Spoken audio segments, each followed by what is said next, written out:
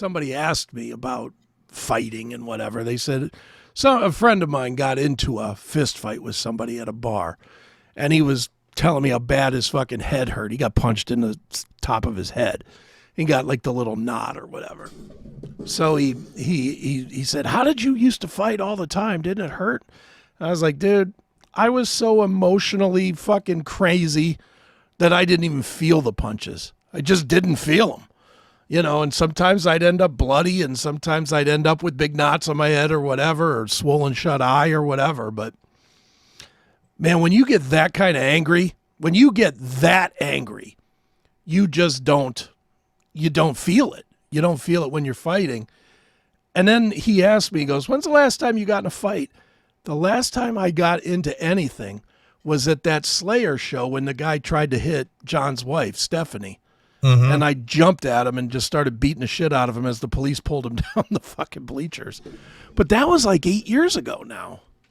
That was a long time ago now. Mm-hmm. For me. I mean, 8 years? Dude, I used to not go 8 days. Now I've gone 8 years without throwing punches. Right. It's crazy. Well, the angry Aiken thing is forever memorialized memorialized and cemented in this.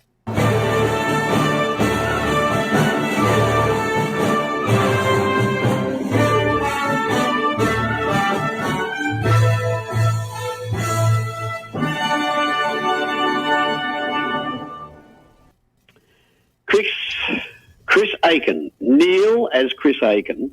When you arise, you will be the dark prince of disorder, the dark prince of chaos. I dub thee, Chris Aiken, angry, the dark prince.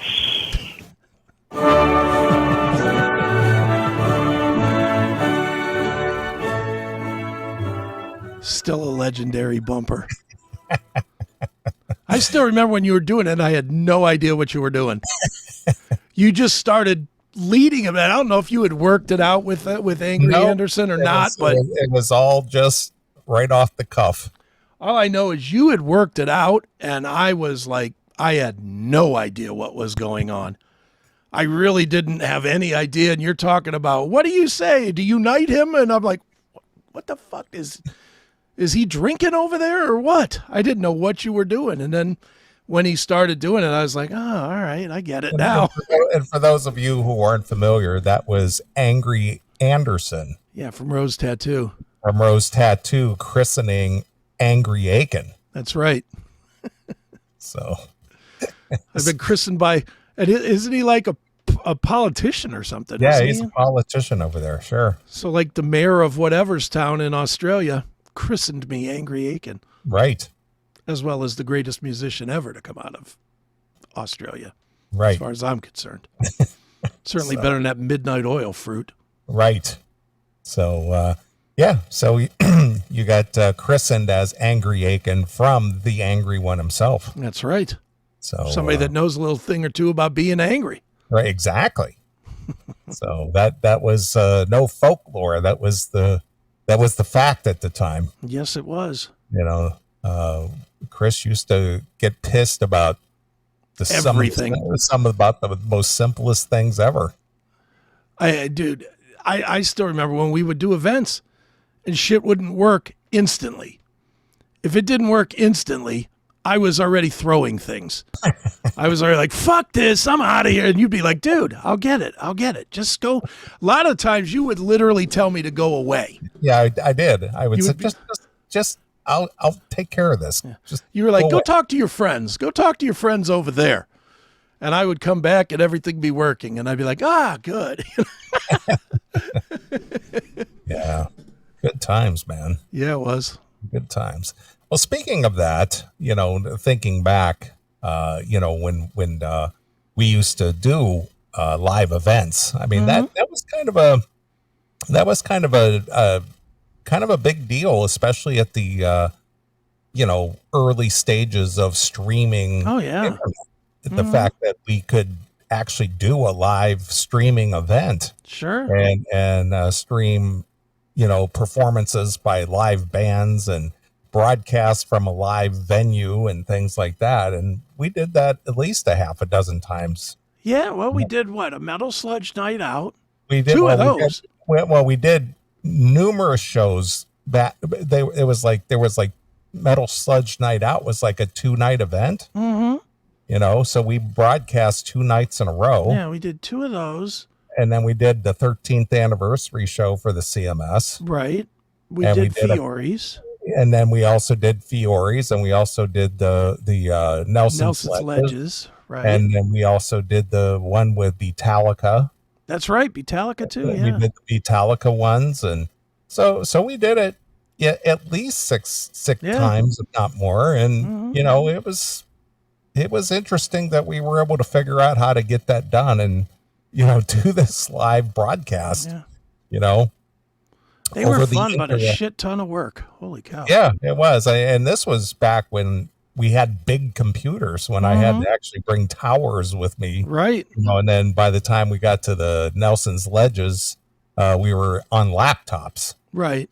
And you had like a rolling lab of like cables and ties and everything else. You had this rolling, was about 4 or 5 drawers all full of tools and wires. It's actually right here, right next to me underneath the console.